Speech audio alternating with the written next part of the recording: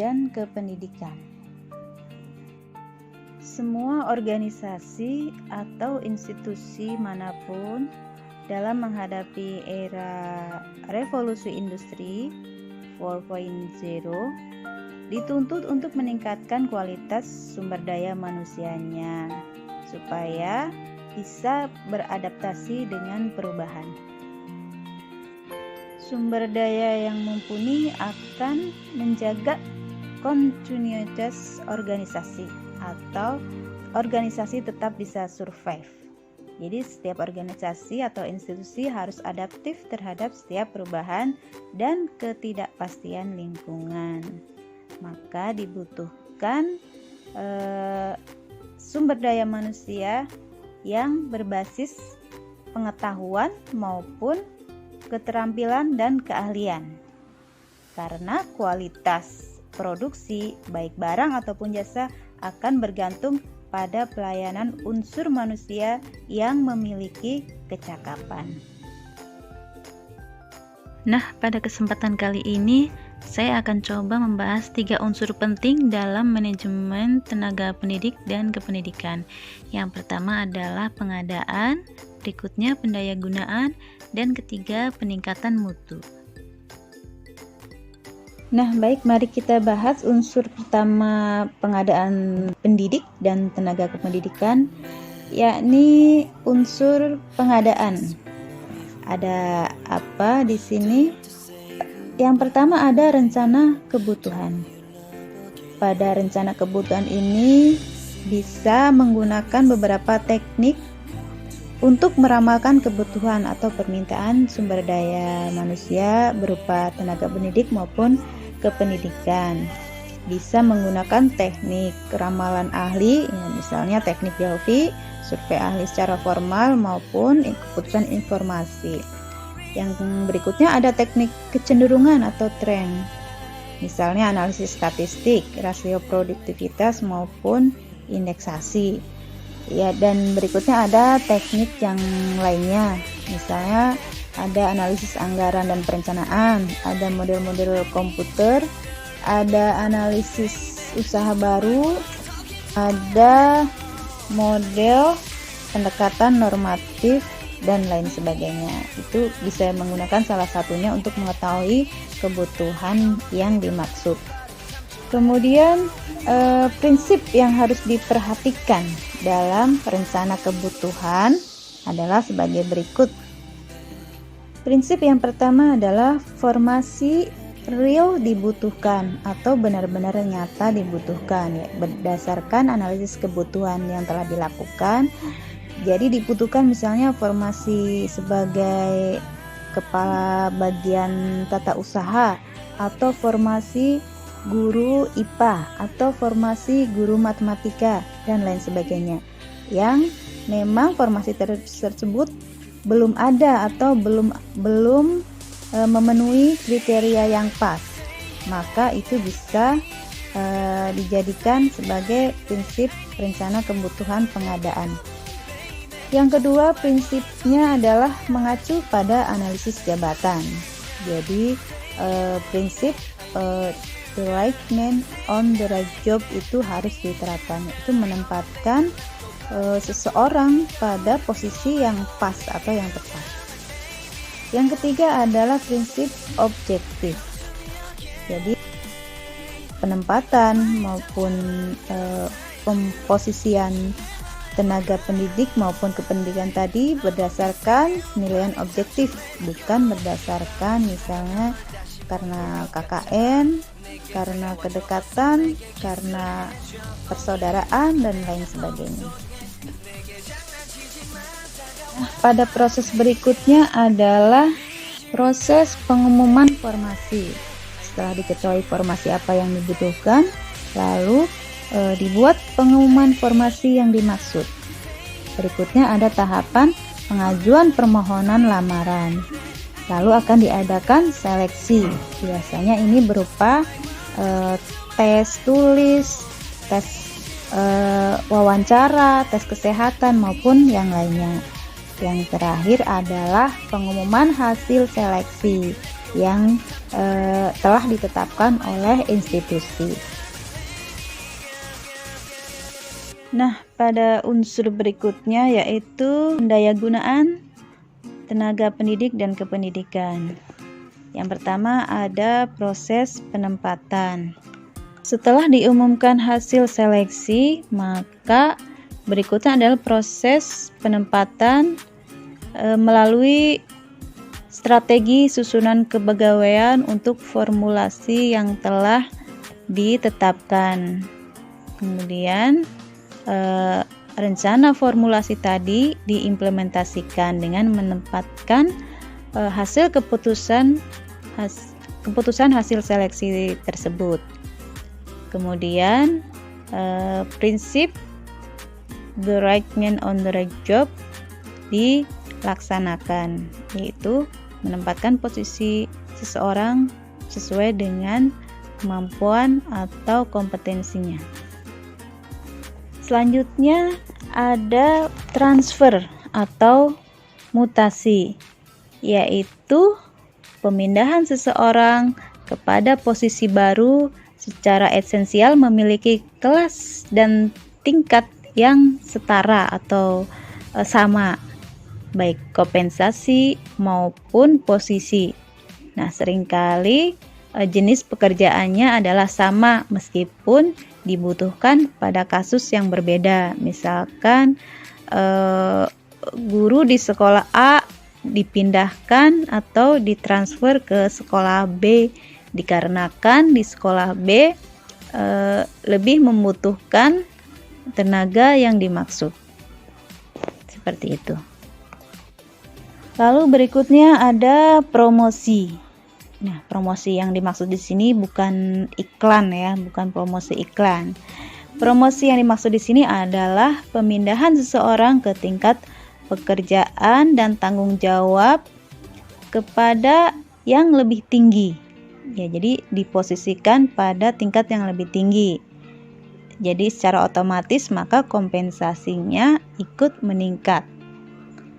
Nah, dengan demikian jika strategi ini lebih diimplementasikan secara efektif, maka memungkinkan bagi seseorang pendidik atau pegawai untuk dipromosikan. Nah, selanjutnya ada demosi. Apa itu? Yaitu penurunan seseorang pegawai atau karyawan atau pendidik ke posisi yang lebih rendah, alias demosi ini berarti diturunkan. Nah, seringkali seseorang dipindahkan dengan berbagai macam alasan. Misalnya karena sudah tidak produktif, karena sudah tidak kompeten, tidak sesuai dengan kemampuan dan keterampilan sebagaimana perkembangan, maka bisa saja seorang pegawai diturunkan. Nah, ini disebut dengan demosi. Berikutnya ada istilah kompensasi. Kompensasi ini adalah suatu cara manajemen atau institusi untuk meningkatkan prestasi kerja para pegawai. Maka dibuatlah stimulus dengan cara memberikan kompensasi. Jadi, kompensasi adalah segala sesuatu yang diterima pegawai atau karyawan sebagai balas jasa untuk performa atau kinerja mereka. Nah, selain kompensasi tadi, ada juga istilah tunjangan pemberian fasilitas. Nah, yang terakhir ada program keselamatan dan kesehatan.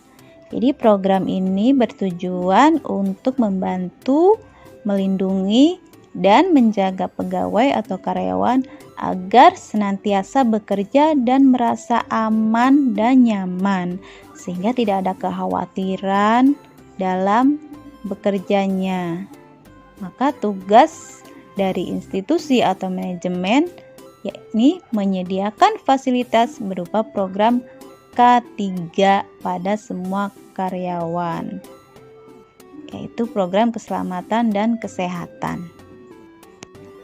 Kalau di dalam lingkup pegawai negeri sipil atau ASN, kita mengenal ada istilah jam sostek ya, atau askes, ataupun jenis nama-nama asuransi kesehatan yang lainnya. Baiklah, selanjutnya kita akan membahas unsur ketiga, yaitu tentang peningkatan mutu tenaga pendidik maupun kependidikan. Di antaranya ada penilaian kinerja. Penilaian kinerja ini bertujuan untuk mengevaluasi atau menilai prestasi kerja pegawai atau karyawan. Nah, kegiatan ini dapat memperbaiki keputusan institusi, khususnya bagian personalia, untuk memberikan umpan balik kepada pegawai atau karyawan tentang pelaksanaan kinerja mereka. Ada beberapa institusi yang mengadakan sistem reward and punishment. Jadi kalau kinerjanya bagus diberikan reward, kalau kinerjanya kurang bisa mendapatkan punishment. Nah, berikutnya ada produktivitas. Nah, tantangan utama dari sistem kepegawaian adalah bagaimana meningkatkan produktivitas kinerja pegawai sekaligus meningkatkan kepuasan kerja bagi mereka dalam pengembangan sumber daya manusia ini. Jadi peningkatan produktivitas dapat dilakukan dengan cara melihat aspek kepuasan kinerja dan motivasi mereka. Bagaimana mereka merasa termotivasi, merasa puas dalam bekerja. Kemudian manajemen mengapresiasi pekerjaan mereka. Selanjutnya ada evaluasi program dan strategi. Nah, pengembangan sumber daya manusia ini terletak pada perencanaan strategis. Selain itu juga inovasi dari peran para pegawai atau karyawan. Jadi tentu saja karyawan yang memiliki program maupun strategi yang kreatif akan meningkatkan performa kinerja mereka. Jadi ini perlu rutin dievaluasi. Nah, pembahasan yang terakhir adalah tentang pengembangan karir. Apa sih? Kenapa penting? Pengembangan ini mengajarkan berbagai keterampilan baru bagi karyawan atau pegawai agar mereka tidak menjadi usang atau tidak layak untuk memenuhi keinginan karir mereka atau untuk meningkatkan karir mereka. Karena lingkungan setiap saat berubah sehingga pengembangan pun harus dilakukan. Nah, program pengembangan karir ini meskipun belum banyak institusi yang secara intens melaksanakan, tapi ini sangat memberikan manfaat yang cukup signifikan bagi pengembangan karyawan atau pegawai. Maka dalam hal ini, peran organisasi dalam pengembangan karir pegawai ada 3 hal. Yang pertama adalah peran dalam pendidikan karir. Nah, dalam hal ini bentuknya bisa memberikan fasilitas berupa pendidikan dan latihan, seminar, workshop, lokakarya, dan lain sebagainya. Ini bisa difasilitasi oleh institusi atau organisasi. Nah, peran yang kedua adalah sebagai penyedia data dan informasi tentang jenjang karir. Jadi, organisasi atau institusi menyediakan informasi berupa data-data yang dibutuhkan mengenai formasi apa yang dibutuhkan, apa saja syarat-syaratnya, bagaimana prosedurnya, dan lain sebagainya. Nah, peran yang ketiga yakni bimbingan karir.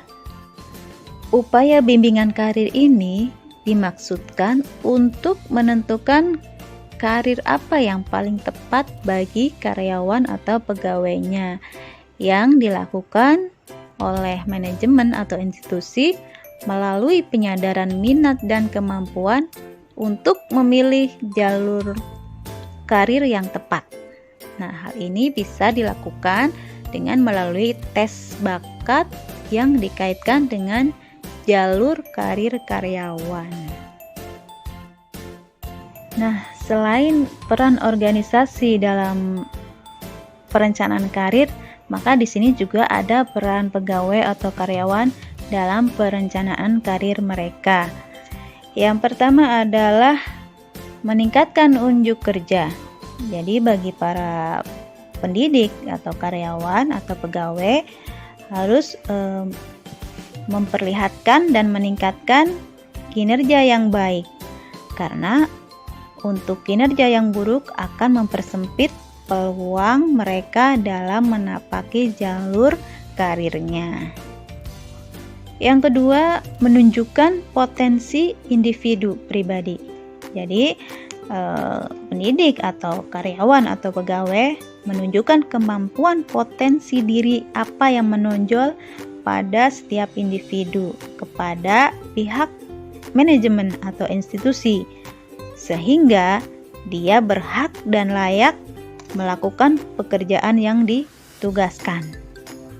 Nah, ini bisa ditunjukkan baik melalui laporan kinerja yang dia buat, presentasi, maupun kolaborasi dalam sebuah tim. Karena tanpa terlibat atau tanpa terlihat kinerjanya atau potensinya, maka tidak akan terlihat kemampuan khusus atau kemampuan spesial dalam sebuah pekerjaan. Maka memperlihatkan kemampuan potensi individu itu cukup penting. Yang ketiga, meningkatkan keterampilan pribadi. Jadi kalau tadi menunjukkan potensi, sekarang meningkatkan keterampilan pribadi. Jadi keterampilan yang telah dipunyai sekarang lebih ditingkatkan lagi, yaitu dengan mengikuti program pelatihan dan pengembangan atau kursus atau melanjutkan pendidikan ke jenjang yang lebih tinggi. Maka ini dapat membantu dalam pengembangan karirnya. Yang keempat, bisa dengan mencari seorang konsultan atau mentor. Nah, bagi para pendidik atau karyawan dapat mencari bimbingan karir secara informal dengan mencari tenaga konsultan atau mentor untuk membantu dalam mengembangkan karir supaya ada promosi atau jenjang yang lebih tinggi. Yang kelima adalah dengan memperluas jaringan dan informasi.